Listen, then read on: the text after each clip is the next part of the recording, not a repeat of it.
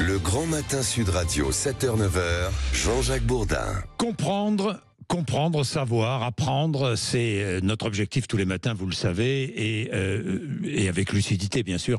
Et ce matin, je voudrais revenir sur la prise de pouvoir en Syrie de Abu Mohamed al-Joulani, le chef islamiste de HTS. Et pour en savoir plus, je suis avec Myriam Benrad, qui est spécialiste du Moyen-Orient, auteur de Mécanique des conflits aux éditions Le Cavalier Bleu. Myriam Benrad, bonjour. Bonjour. Merci d'être avec nous ce matin. Il n'y a pas de djihadistes modérés. Comme les talibans qui avaient promis qu'ils avaient changé, est-ce qu'on peut, avec Joulani, avoir les mêmes inquiétudes ?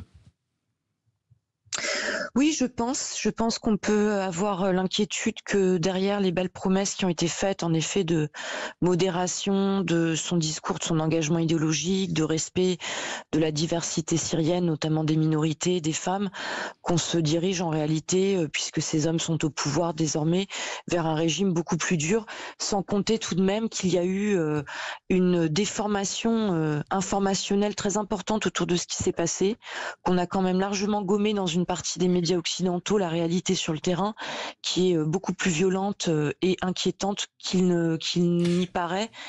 Alors, encore une fois, parce que je pense qu'il y a ça eu... m'intéresse, Myriam Benrad, ce que vous dites. Quelle est la réalité sur le terrain qu'on a occultée ici en Occident ? Parce qu'en Occident, évidemment, on se dit, ah bah voilà, c'est la libération.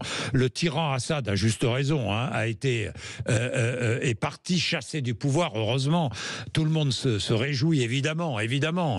Mais attention, quelle est la réalité sur le terrain, Myriam Benrad ? D'après tout ce que vous entendez, tous les témoignages que vous recueillez. Alors moi je pense qu'il faut d'abord distinguer les scènes de liesse qu'on a vues en Syrie et les scènes de liesse qu'on voit à l'extérieur. Il est évident que du côté des réfugiés syriens qui ne sont plus en Syrie depuis un certain temps, on va se réjouir parce qu'on n'a pas forcément suivi ce qui s'est passé. Les scènes de liesse qu'on a vues par contre en Syrie dans un certain nombre de villes sont les scènes de liesse des partisans des djihadistes et non pas de toute la population. Et en effet, il y a eu cette opération CNN de respectabilité où les Américains ont présenté Joulani comme étant finalement un simple militant. En réalité, on a déjà des centaines de milliers de Syriens qui sont déplacés, les minorités qui sont terrifiées de voir s'abattre sur elles un véritable diktat djihadiste. Les femmes sont très inquiètes. On a des scènes de pillage, de vandalisme, une espèce d'insécurité qui a repris finalement le dessus. Donc ça n'équivaut pas encore une fois à dire qu'il ne fallait pas entre guillemets libérer la Syrie, mais qui sont les libérateurs en l'occurrence, c'est quand même encore une fois assez terrifiant. Et premier mot de Joulani, la Syrie purifiée grâce à Dieu Tout-Puissant. Hein, c'est pas innocent. Oui, voilà, la purification, ils ont déjà quand même... Alors, je voudrais dire une chose, ça me fait penser à la débassification en Irak, lorsqu'il était question de purger, de purifier en effet de tous les anciens éléments du régime. Mais de qui parle-t-on ? Parce qu'il y avait le dictateur qui est en fuite, qui est parti, mais il y a aussi finalement tout l'appareil d'État syrien et beaucoup de fonctionnaires, beaucoup de Syriens n'avaient pas le choix. Ils étaient dans l'armée, ils étaient dans les administrations, dans les institutions, parce que ça fait des décennies que ce régime est en place. Là, ils ont quand même d'ores et déjà dressé des listes de cibles, alors même que Joulani avait dit que la transition ne devait pas se faire sous la bannière de la vengeance, et en réalité, on est en plein dedans. On est en plein dedans. Myriam Benrad à Idlib. Il a géré Idlib, qui est une grande ville de Syrie dans le nord. Le fait religieux s'est installé sous sa direction. Les chrétiens doivent payer même une dîme pour être protégés. Une dîme, ça veut dire une sorte d'impôt. Un impôt pour être protégé. Moyenâgeux. C'est moyenâgeux. Oui, alors vous faites bien de le souligner parce qu'on a oublié finalement ce qui s'est produit à Idlib. Bien sûr. Et ce qui s'est produit à Idlib depuis des années, c'est l'instauration d'un émirat islamiste, donc en fait sous la coupe des djihadistes, où il y a eu un certain nombre de manifestations, dont les dernières remontent à quelques mois, de civils qui n'en pouvaient plus. Qui n'en pouvaient plus des bombardements, des opérations militaires, ça semble évident, mais qui n'en pouvaient plus de cette gouvernance. Mais ce qu'a fait Joulani, encore une fois par rapport aux Occidentaux, c'est recevoir un certain nombre de journalistes et d'observateurs, leur montrer ce qu'il avait bien envie de leur montrer à l'époque, et donc ça a participé de cette opération finalement de réhabilitation du personnage. Bon, alors écoutez, moi je ne suis pas du tout d'accord avec cette idée de transition démocratique pour un autre aspect de la chose. Ils ont pris le pouvoir par les armes. Ils ont conquis les villes par les armes.